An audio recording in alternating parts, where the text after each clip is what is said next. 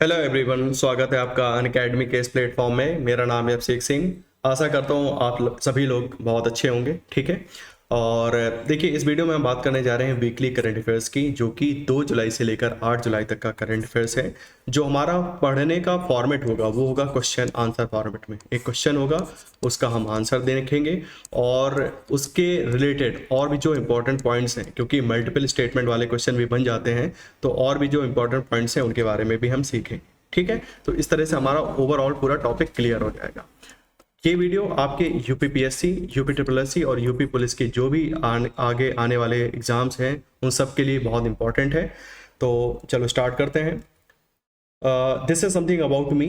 आप पढ़ना चाहें तो पढ़ लें। आगे बढ़ते हैं। पहला क्वेश्चन है, भारत की G20 अध्यक्षता के तहत स्टार्टअप 20 शिखर समिट का आयोजन कहाँ किया जा रहा है? तो इसका आयोजन आपके गुरुग्राम में किया जा रहा है। ठीक है। तो भारत की G20 अध्यक्षता के तहत स्टार्टअप 20 शिखर समिट का आयोजन हरियाणा के गुरुग्राम में किया जा रहा है। स्टार्टअप 20 एंगेजमेंट ग्रुप इस 2 दिवसीय स्टार्टअप 20 शिखर समिट का आयोजन कर रहा है। इस अवसर पर G20 शेरपा, हमारे भारत के लिए जो G20 शेरपा है वो कौन है? अमिताभ कांत जी हैं। इन्होंने कहा है कि भारत में स्टार्टअप में कुल निवेश 19 गुना हो चुका है। तो आप ये कहीं मेंस वगैरह में भी डेटा यूज कर सकते हैं। ठीक है। जो स्टार्टअप्स है उसमें जो निवेश है लगभग 19 गुना हो चुका है। वाणिज्य और उद्योग राज्य मंत्री सोम प्रकाश ने भी इस सम्मेलन को संबोधित किया। ठीक है। तो क्वेश्चन ये भी पूछा जा सकता है कि वाणिज्य और उद्योग राज्य मंत्री कौन इस टाइम? तो सोम प्रकाश जी हैं। हमारे भारत के G20 शेरपा कौन है? अमिताभ कांत है। ठीक है। और आपकी समिट कहाँ हो रही है? गुरुग्राम में हो रही है। तो ये 5-6 क्वेश्चन है जो आपसे पूछे जा सकते हैं। नेक्स्ट है, ऑस्ट्रियाई ग्रैंड प्रिक्स फार्मूला 1 चैंपियनशिप 2023 का टाइटल किसने जीता है? मैक्स वेस्टरपेन ने जीता है। ठीक है। मौजूदा फार्मूला 1 चैंपियन मैक्स वेस्टरपेन ने ऑस्ट्रियाई ग्रैंड प्रिक्स 2023 का टाइटल अपने नाम किया है। तो इन्होंने जीत लिया है ये टाइटल और इस टाइम काफ़ी अच्छी फॉर्म में है। देखें कितने और ये ग्रैंड प्रिक्स इस साल जीतेंगे। चलिए, तो क्वेश्चन से क्या पूछा जा सकता है कि ऑस्ट्रियाई ग्रैंड प्रिक्स फार्मूला 1 चैंपियनशिप 2023 का टाइटल किसने जीता? मैक्स वेस्टरपेन ने जीता। सीधा सीधा क्वेश्चन बनेगा इस पे। नेक्स्ट है, महाराष्ट्र के नए उप मुख्यमंत्री के रूप में किसने शपथ ली है? तो अजित पवार जी ने फिर से शपथ ले ली है मुख्यमंत्री के रूप में। ठीक है। एनसीपी नेता अजित पवार महाराष्ट्र के नए उप मुख्यमंत्री के रूप में इन्होंने शपथ ली है। पिछले 5 वर्षों में यह तीसरा मौका है जब अजित पवार ने महाराष्ट्र के उप मुख्यमंत्री पद की शपथ ली है। इसके साथ ही वह मुख्यमंत्री एकनाथ शिंदे की सरकार का हिस्सा बन गए हैं। पवार ने नवंबर 2019 में तत्कालीन मुख्यमंत्री देवेंद्र फडणवीस के कार्यकाल के दौरान उप मुख्यमंत्री पद की शपथ ली थी। ठीक है। तो अजित पवार हैं, अपनी पार्टी से एनसीपी के नेता हैं, वहाँ से कुछ मेंबर्स को लेकर ये फिर से जो अभी इस टाइम जो गवर्नमेंट है उसमें जाके जुड़ गए हैं और वहाँ पर इनको मुख्यमंत्री का पद मिल गया है। नेक्स्ट है, किसने सैन्य मामलों के विभाग के अतिरिक्त सचिव के रूप में पदभार ग्रहण किया है? तो अतुल आनंद ये आपके सचिव बन गए, अतिरिक्त सचिव बन गए हैं सैन्य मामलों के विभाग के। ठीक है। वाइस एडमिरल अतुल आनंद ने 3 जुलाई 2023 को सैन्य मामलों के विभाग के अतिरिक्त सचिव के रूप में पदभार संभाला है। उन्होंने इस पद पर लेफ्टिनेंट जनरल अनिल पुरी, इनका जो था ये रिटायर हो गए हैं, इनकी जगह ये इन्होंने ये पद लिया है। वाइस एडमिरल अतुल आनंद को 1 जनवरी 1988 को भारतीय नौसेना की कार्यकारी शाखा में नियुक्त किया गया था। सैन्य मामलों का विभाग भारतीय रक्षा मंत्रालय के भीतर सैन्य मामलों का एक प्रभारी विभाग है। ठीक है। आगे बढ़ते हैं। पतले प्लास्टिक बैगों पर प्रतिबंध लगाने वाला दुनिया का पहला देश कौन बन गया है? तो न्यूजीलैंड बन गया है। बहुत इंपॉर्टेंट है, इस टाइप के क्वेश्चन जरूर पूछे जाते हैं। ठीक है। ये क्वेश्चन काफी इंपॉर्टेंट, जितना भी हमने पढ़ा उसमें सबसे इंपॉर्टेंट क्वेश्चन यही है। न्यूजीलैंड पतले प्लास्टिक बैग, मतलब जो आपकी थिन प्लास्टिक बैग्स हैं उस पर प्रतिबंध लगाने वाला दुनिया का पहला देश बन गया है।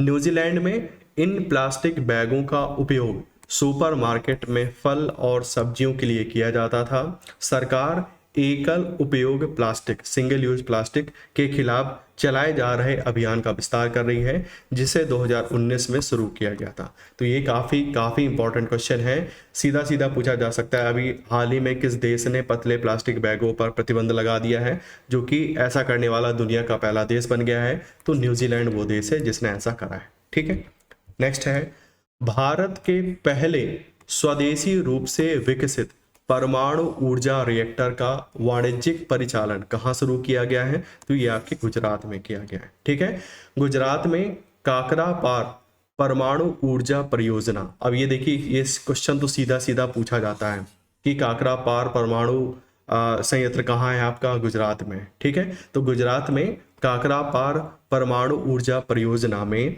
भारत के पहले स्वदेशी रूप से विकसित 700 मेगावाट के परमाणु ऊर्जा रिएक्टर का वाणिज्यिक परिचालन शुरू कर दिया है।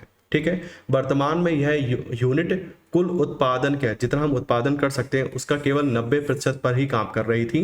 इसका विकास nuclear power cooperation of India limited के द्वारा किया गया है। तो ये भी काफ़ी इंपॉर्टेंट है, इसको ध्यान में रखेंगे। नेक्स्ट है, भारत के सॉलिसिटर जनरल के रूप में किसे फिर से नियुक्त किया गया है? तो तुषार मेहता जी हैं, इनका जो टेन्योर था उसको और आगे बढ़ा दिया गया है। तो भारत के सॉलिसिटर जनरल कौन है इस टाइम? तुषार मेहता जी हैं। केंद्र की मोदी सरकार ने तुषार मेहता को 3 साल के लिए फिर से भारत का सॉलिसिटर जनरल नियुक्त किया है। तुषार मेहता जी को अक्टूबर 2018 में सॉलिसिटर जनरल नियुक्त किया गया था। तो ये हैं हमारे तुषार मेहता जी, जिनको 3 साल के लिए इनका जो सॉलिसिटर जनरल है उस पोस्ट पे इनको कंटिन्यू किया गया है। तुषार मेहता जी के कार्यकाल को पहले भी बढ़ाया जा चुका है। इसके साथ ही सुप्रीम कोर्ट के लिए 6 अतिरिक्त सॉलिसिटर जनरल के कार्यकाल को भी 3 साल के लिए बढ़ा दिया गया है। भारत में सॉलिसिटर जनरल और अतिरिक्त सॉलिसिटर जनरल केवल आपके वैधानिक पद होते हैं। ओके, अटॉर्नी जनरल देश का शीर्ष कानून प्रवर्तक अधिकारी होता है। तो सबसे बड़ा कानून का अधिकारी आपका अटॉर्नी जनरल है और ये सब गवर्नमेंट के लिए काम करते हैं। नेक्स्ट है, HDFC का किसके साथ विलय कर दिया गया है? तो ये भी काफ़ी इंपॉर्टेंट है, काफ़ी न्यूज़ में था, फ्रंट पेज पे इन्होंने एडवर्टाइजमेंट भी निकाला था। तो हमारी जो HDFC है इसका और HDFC बैंक का इसका विलय हो गया है। 1 जुलाई 2023 से HDFC बैंक और HDFC लिमिटेड का विलय हो गया है। इसके साथ ही अब HDFC बैंक दुनिया का चौथा, अब ये इंपॉर्टेंट है, दुनिया का चौथा सबसे वैल्यूएबल बैंक बन गया है। शुक्रवार 30 जून को हुई बोर्ड की बैठक में इस मर्जर को अंतिम मोहर लगा दी गई है। HDFC लिमिटेड के शेयरों की डिलिस्टिंग के लिए 13 जुलाई की तारीख निर्धारित की गई है। नेक्स्ट है, कोल इंडिया के नए चेयरमैन और MD के रूप में किसने पदभार ग्रहण किया है? तो PM प्रसाद जी, ये PM प्रसाद हैं, इन्होंने कोल इंडिया के ये नए चेयरमैन और MD के पद पर इन्होंने पदभार ग्रहण किया है।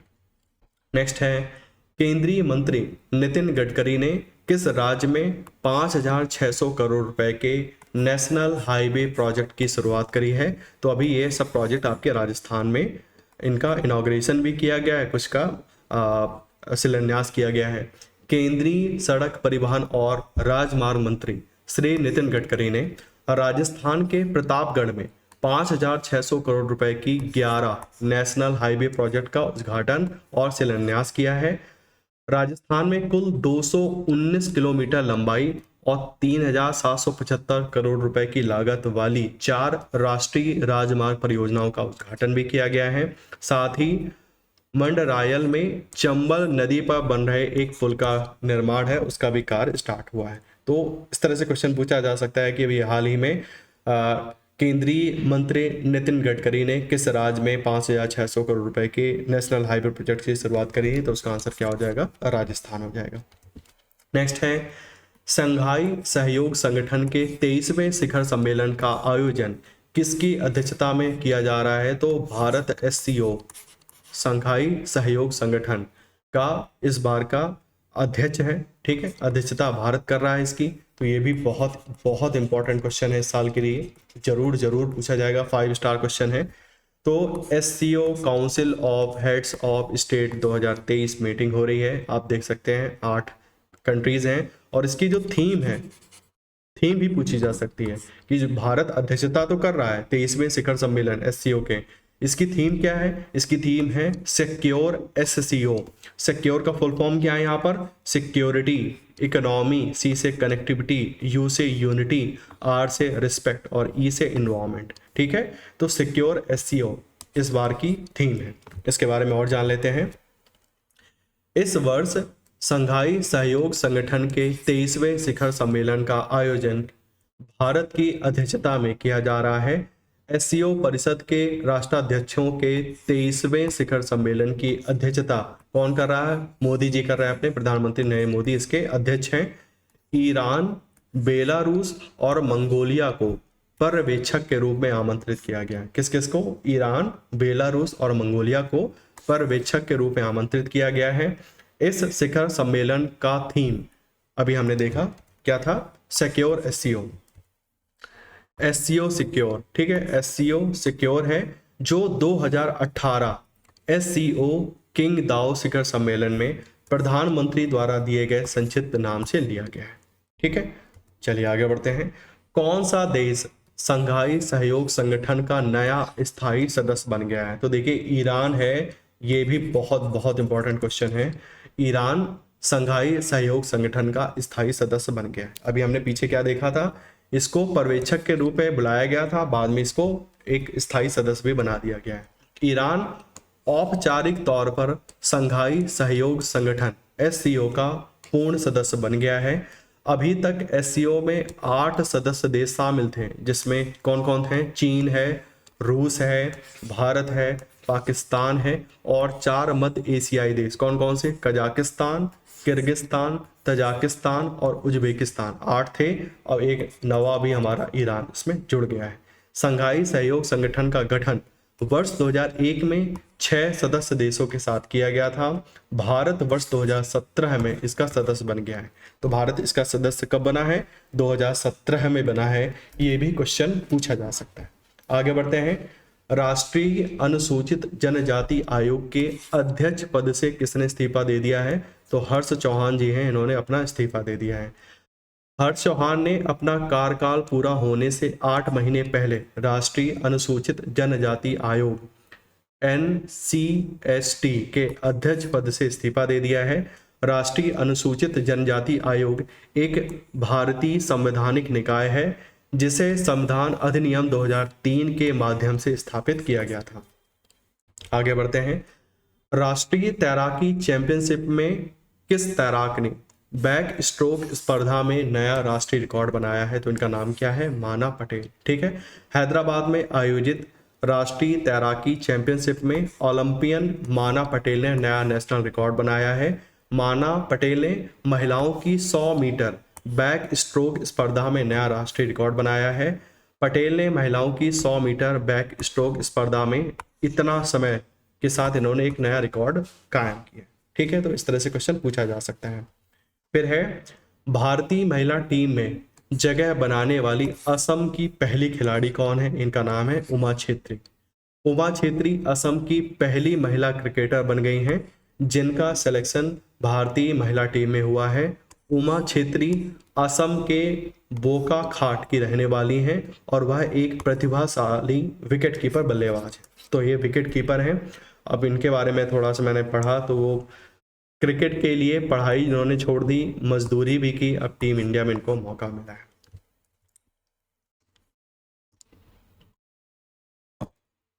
नेक्स्ट है, south Asian football federation championship 2023 का टाइटल किसने जीता है?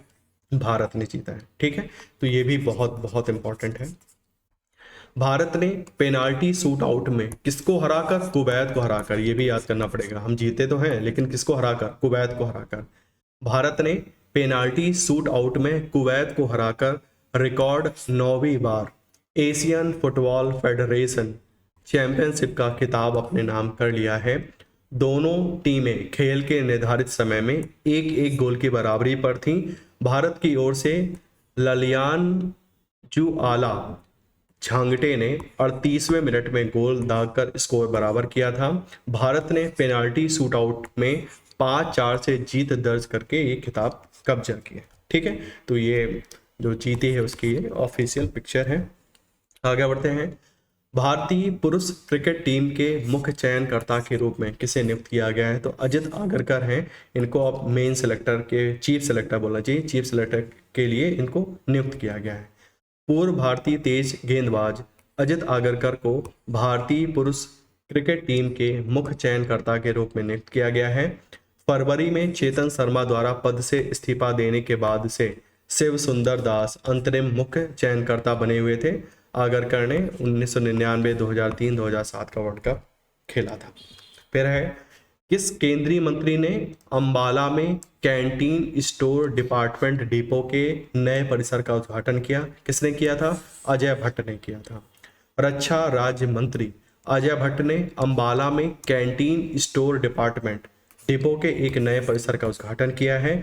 इस परिसर का निर्माण रेल मंत्रालय के तहत dedicated freight corridor India limited के द्वारा किया गया है।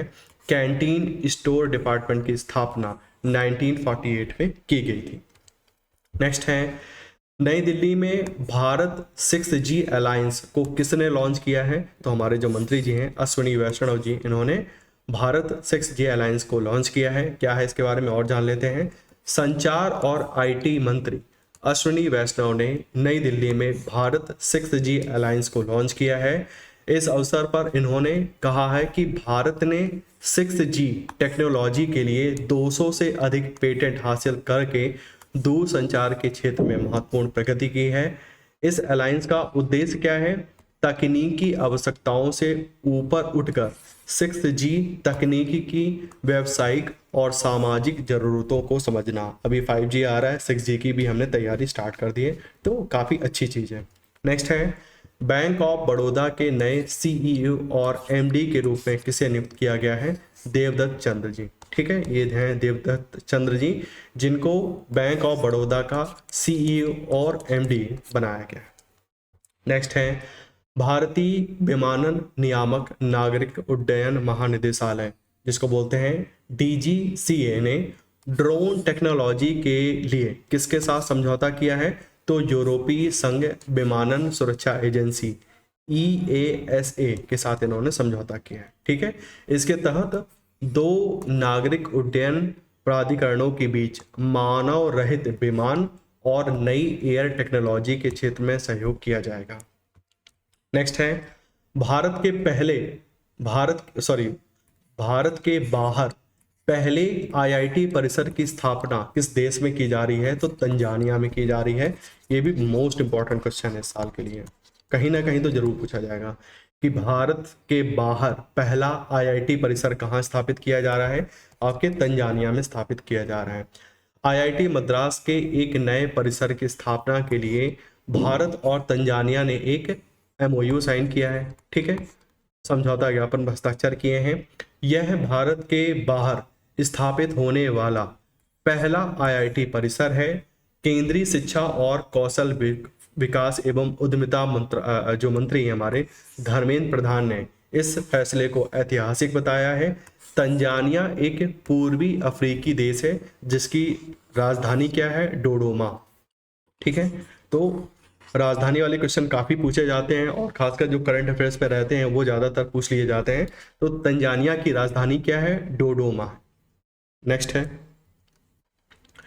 ग्लोबल पीस इंडेक्स 2023 के अनुसार दुनिया का सबसे शांतिपूर्ण देश कौन सा है? आइसलैंड। सबसे शांतिपूर्ण देश कौन सा है? आइसलैंड। इसके बारे में और जान लेते हैं। हाल ही में ग्लोबल पीस इंडेक्स GPI 2023 जारी किया गया था। इसके तहत दुनिया के 163 देशों की रैंकिंग तैयार की गई है। इस रैंकिंग के अनुसार आइसलैंड दुनिया का सबसे शांतिपूर्ण देश है। यह report institute for economics and peace IEP के द्वारा जारी की गई है। ग्लोबल पीस इंडेक्स 2022 की रैंकिंग में भारत 126वें स्थान पर है। ठीक है, तो यहाँ 22 नहीं, ये 23 होना चाहिए। 2023 के रैंकिंग में भारत की कितनी रैंकिंग है? 126वीं रैंकिंग है। रिपोर्ट के अनुसार अफगानिस्तान दुनिया का सबसे अशांत देश है, जिसको 163वीं रैंक मिली थी। नंबर 1 पे कौन है? आइसलैंड। भारत की रैंकिंग 126, सबसे नीचे सबसे दुखी देश कौन सा है? अफगानिस्तान, 163वीं रैंक। और इस रिपोर्ट को जारी कौन करता है? Institute for economics and peace. बस यही 3-4 फैक्ट हैं जो क्वेश्चन के रूप में पूछे जा सकते हैं। नेक्स्ट है, राष्ट्रीय तैराकी चैंपियनशिप में पुरुषों की 800 मीटर फ्री स्टाइल स्पर्धा में किसने पदक जीता है? तो आर्यन नेहरा ने ये पदक जीता है। ये हैं हमारे आर्यन नेहरा और इन्होंने नेशनल रिकॉर्ड भी बनाया है। नेक्स्ट है, बास्केटबॉल फेडरेशन ऑफ इंडिया के अध्यक्ष के रूप में किसे नियुक्त किया गया है? आधव अर्जुन। ये है हमारे आधव अर्जुन, जिनको बास्केटबॉल फेडरेशन ऑफ इंडिया का अध्यक्ष नियुक्त किया गया है। नेक्स्ट है, AIFF पुरुष प्लेयर्स ऑफ द ईयर 2023 से किसे नामित किया गया है? लिलियान जुआला चांगते। ठीक है, लिलियान जुआला चांगते, इनको कह लीजिए बेस्ट पुरुष player of the year 2023 consider किया गया है। ये भारत और मुंबई सिटी फुटबॉल क्लब के लिए खेलते हैं। ये है हमारे लिलियान जुआला चांगते। नेक्स्ट है, किसने लगातार दूसरे वर्ष AIFF महिला प्लेयर ऑफ द ईयर 2023 का खिताब किसने जीता है? मनीषा कल्याण। ठीक है, पुरुष तो ये हैं हमारे लिलियान जुआला चांगते और महिला में है मनीषा कल्याण।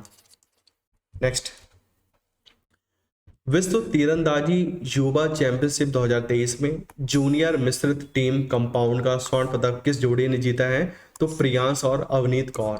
ठीक है, ये है प्रियांश और अवनीत कौर, इन दोनों ने मिलकर आपकी विश्व तीरंदाजी युवा चैंपियनशिप 2023 में जूनियर मिश्रित टीम का कंपाउंड का स्वर्ण पदक जीता है इन्होंने।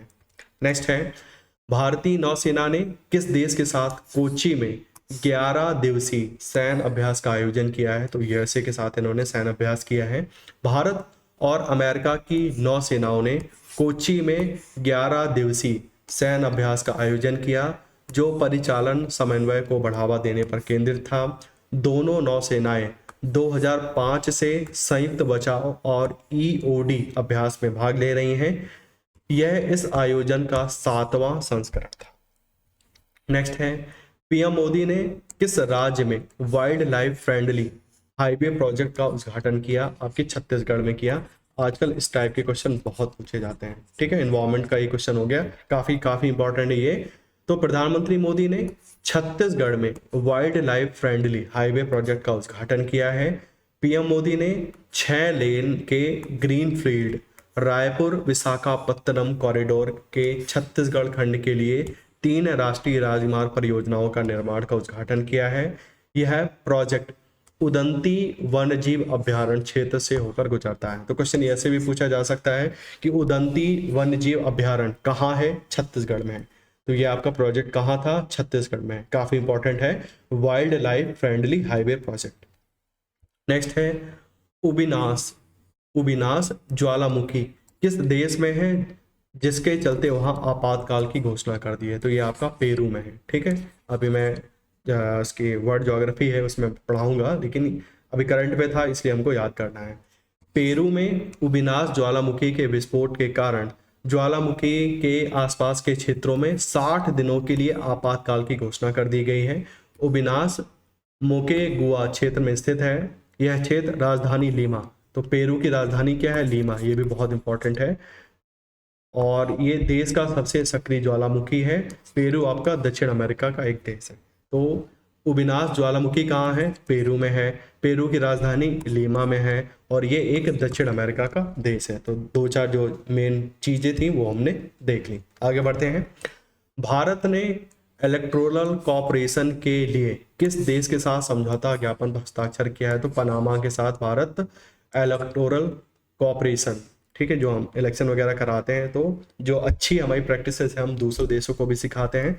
तो भारत के चुनाव आयोग और पनामा के इलेक्टोरल ट्राइब्यूनल ET ने चुनाव प्रबंध और प्रशासन के क्षेत्र में सहयोग के लिए संस्थागत ढांचा स्थापित करने के लिए पनामा सिटी में एक समझौता ज्ञापन पर हस्ताक्षर किए हैं। भारत का चुनाव आयोग और पनामा का चुनावी न्यायाधिकरण association of world election bodies के सदस्य हैं। पनामा मध्य अमेरिका में स्थित एक देश है, इसकी राजधानी पनामा सिटी है। ठीक है, तो पनामा की राजधानी क्या है? पनामा सिटी है। भारत का जो इलेक्शन कमीशन है और पनामा का जो इलेक्टोरल ट्राइब्यूनल है, दोनों ने मिलकर एक एमओयू साइन किया है और जो भी अच्छी प्रैक्टिसेस हैं वो शेयर की जाएंगी। फिर है, भारतीय रिजर्व बैंक ने किसे एक नए कार्यकारी निदेशक के तौर पर नियुक्त किया है? तो पी वासुदेवन को। ठीक है, ये है पी वासुदेवन, जिसको आरबीआई ने कार्यकारी निदेशक नियुक्त किया है। नेक्स्ट है, FIH hockey pro league 2022-2023 season का चैंपियन कौन बना है? तो नीदरलैंड ने बना है और इसमें भारत की रैंकिंग 4th है। ठीक है, भारत की रैंकिंग 4th है, तो विनर कौन है? नीदरलैंड। आगे बढ़ते हैं। एनसीसी ने कैडेटों के बैंक खाते खोलने के लिए किस बैंक के साथ एक समझौता ज्ञापन पर हस्ताक्षर किए हैं? तो ये स्टेट बैंक ऑफ इंडिया के साथ इन्होंने एक एमओयू साइन किया है। जो भी एनसीसी के कैडेट हैं, इनका बैंक खाता अब स्टेट बैंक ऑफ इंडिया में खुलवाया जाएगा। ठीक है, तो राष्ट्रीय कैडेट कोर एनसीसी और भारतीय स्टेट बैंक ने पहली उड़ान योजना, अब ये देखिए स्कीम का नाम भी आ गया, पहली उड़ान योजना के तहत सभी कैडेटों के जीरो बैलेंस बैंक अकाउंट के लिए एक समझौता ज्ञापन एमओयू साइन किया है। इस एमओयू से हर साल लगभग 5 लाख कैडेट लाभान्वित होंगे।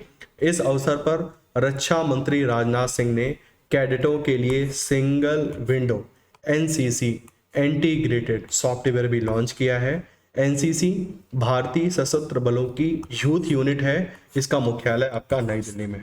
ठीक है, तो एनसीसी का मुख्यालय कहाँ है? आपका नई दिल्ली में। तो स्कीम का नाम क्या है? पहली उड़ान योजना।